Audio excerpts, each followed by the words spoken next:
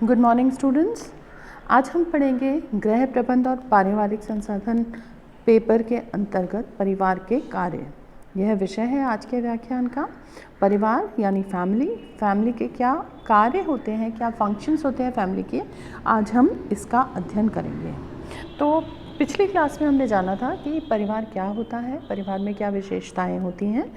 अब परिवार के क्या क्या कार्य हैं, जहाँ एक तरफ वो हमें सुरक्षा प्रदान करता है, वहीं दूसरी तरफ वैवाहिक संस्था को एक धार्मिक विधि के द्वारा उसको मान्यता मिलती है।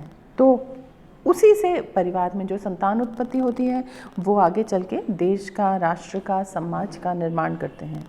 तो परिवार के कार्य बहुत महत्वपूर्ण है और कैसा वातावरण, पारिवारिक वातावरण किसी भी व्यक्ति को मिलता है, ये उसके चरित्र को भी निर्धारित करता है। वहीं साथ ही साथ आगे वो भविष्य में क्या करेगा, उसका दृष्टिकोण कैसा होगा, उसके संस्कार कैसे होंगे, उसकी सोच कैसी होगी, या आगे वो क्या कार्य करेगा, इन चीज़ों को भी ये बहुत ज़्यादा प्रभावित करेगा। तो निश्चित रूप से परिवार की बहुत ही महती भूमिका है किसी भी व्यक्ति के चरित्र के निर्माण में, ये हम सभी समझते हैं। तो परिवार के कार्य दो श्रेणियों में हम बांट सकते हैं, एक प्राइमरी और सेकेंडरी। प्राइमरी यानी प्राथमिक कार्य, सेकेंडरी यानी कि द्वितीयात्मक या द्वैतिक कार्य कह सकते हैं उसको। अब जो प्राथमिक कार्य हैं वो क्या हैं? तो सबसे पहले परिवार क्या काम करता है कि परिवार के द्वारा ही लैंगिक संबंधों को विधिक पूर्ति होती है। और जो परिवार वो संस्था है जिसमें स्त्री और पुरुष विवाह के बंधन में बंध के फिर वो अपना संतान उत्पत्ति और परिवार का प्रारंभ करते हैं। तो स्त्री पुरुष की जो संबंध है उसको एक विधिक मान्यता मिलती है, धर्म के द्वारा, कानून के द्वारा विधिक मान्यता मिलती है। तो इस प्रकार से जो यौन इच्छाएं हैं स्त्री पुरुष की, उसकी पूर्ति ही प्रथम प्राथमिक कार्य के अंतर्गत परिवार में सम्मिलित होता है। दूसरा प्रमुख कार्य आगे संतानोत्पत्ति और उसका लालन पालन, पालन पोषण। तो ये तो नेचर का, प्रकृति का नियम है कि आगे एक वंश से दूसरा वंश चलता है और संतान उत्पत्ति एक बहुत ही प्राथमिक कार्य है जो परिवार पूर्ण करता है। और स्त्री पुरुष के संबंध से संतान उत्पत्ति है और इसको इसीलिए हम कह रहे हैं कि विवाह की संस्था के द्वारा जब मान्यता प्राप्त होती है तो हमारे भारतीय संस्कृति में उसका विशेष महत्व है।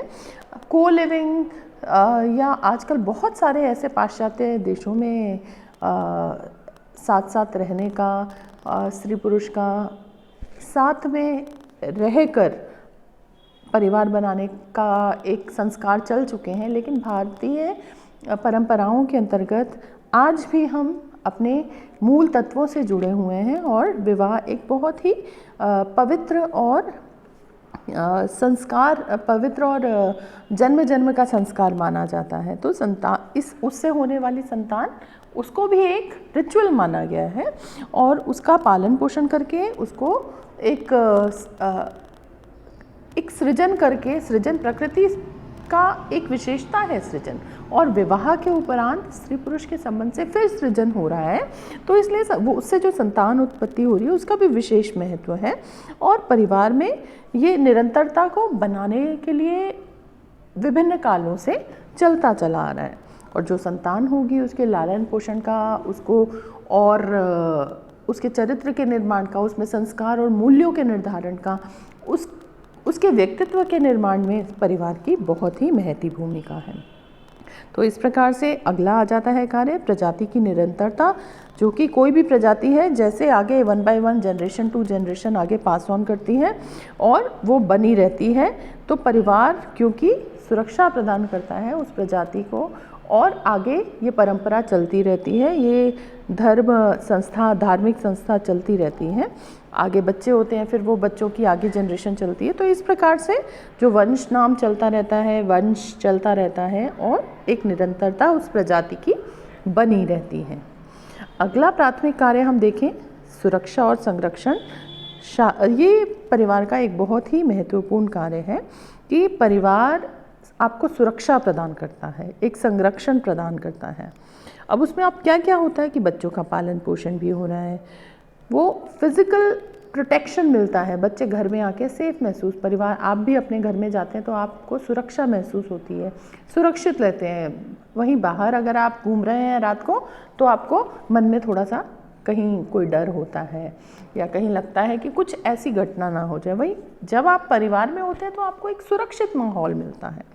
तो और क्योंकि वहाँ पे सारे रिसोर्सेज, संसाधन जुटाए हुए हैं जितने भी, और इसके अंतर्गत और भी कार्य हो जाएंगे सुरक्षा और संरक्षण में, जैसे जितने भी सदस्य हैं उसके लिए संसाधन जुटाना, भोजन, आवास, वस्त्र और जो भी उनकी आवश्यकताएं हैं उनको पूरा करना, और इस प्रकार से एक परिवार में जो अपने उत्तरदायित्व है उनको निभाना।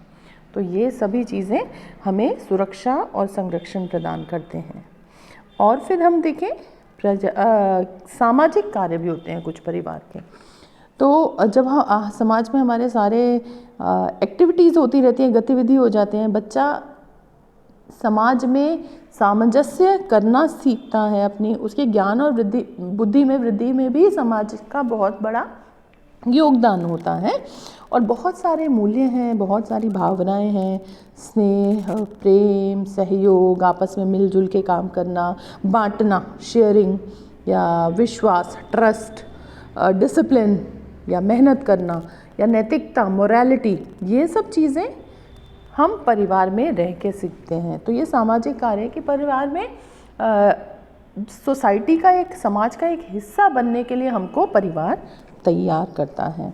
तो इसीलिए अगर आपने बहुत ऐसे बच्चे या ऐसे व्यक्ति जो कि कहीं परिवार में कोई टेंशन है, तनाव है, या कोई भी प्रकार की प्रॉब्लम है, इन समस्या से जनित कोई वातावरण है, तो उस ऐसे वातावरण में पलने वाले बच्चों का विकास ठीक से नहीं हो पाता, और ना ही वो, और ऐसे ही फिर होता है कि आगे उनके कुछ नेगेटिव जो चरित्र के गुण हैं वो ज़्यादा उभर जाते हैं, पॉजिटिव दब जाते हैं, और बहुत से क्रिमिनल्स भी तो इसी सोसाइटी से निकलते हैं जो क्या कहें कि जो क्राइम करते हैं, या कोई शराब का सेवन कर रहा है, या कोई और किसी चीज़ का सेवन कर रहा है जो कि सही नहीं है हेल्थ के लिए। तो ये सब चीज़ें, ये सब मूल्य कहाँ से आते हैं? ये परिवार से ही आते हैं। तो समाज में रहने के लिए, एडजस्ट करने के लिए, समाज की मान्यताओं को देखने, सोचने, समझने के लिए भी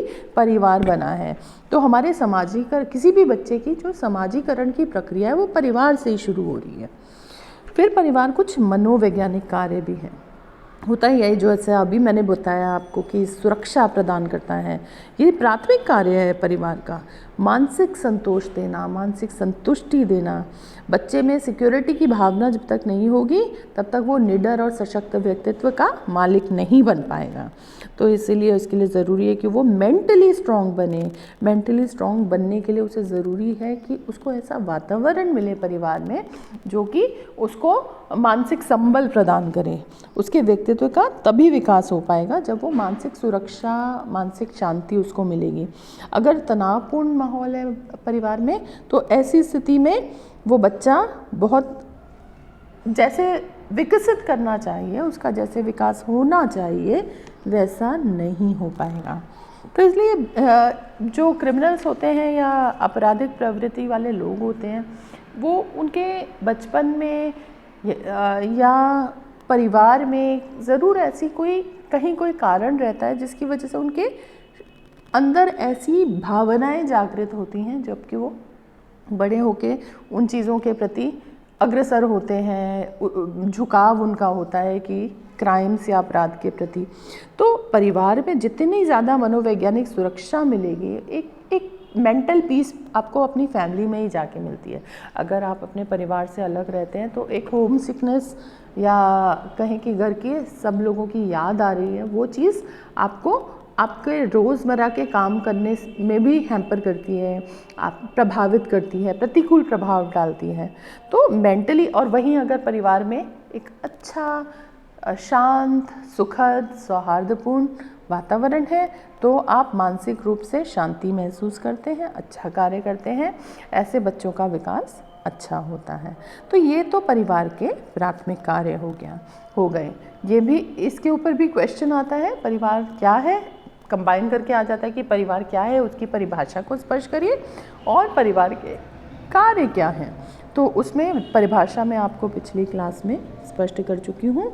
और आप देखिए अब उसके कार्य हम कर रहे हैं। प्राथमिक कार्य पूर्ण हो गए, आगे बढ़े और हम इसके सेकेंडरी या द्वितीयात्मक कार्यों को देखें। तो सबसे पहले तो द्वितीयात्मक कार्यों में है आर्थिक कार्य। सबसे पहले आर्थिक कार्य यानी एक इकोनॉमिक सिक्योरिटी परिवार ही देता है। बच्चा जब, ये मनुष्य प्रजाति में विशेष है कि बच्चा अगर ऐसे ही छूट जाएगा तो उसको पालन पोषण और रेयरिंग चाहिए, उसको देखभाल चाहिए।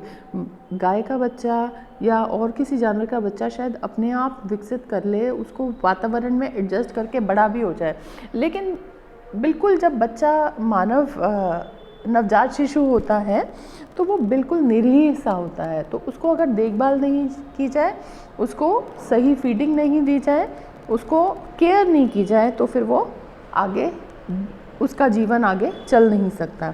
परिवार आर्थिक कार्य करता है तो जैसे जैसे खाना है, पीना है, वस्त्र है या रहने की जगह है और जितनी भी और ज़रूरतें हैं, इस सब के लिए तो हमें सिक्योरिटी चाहिए। वो कहाँ से मिलती है? वो परिवार में रह के मिलती है।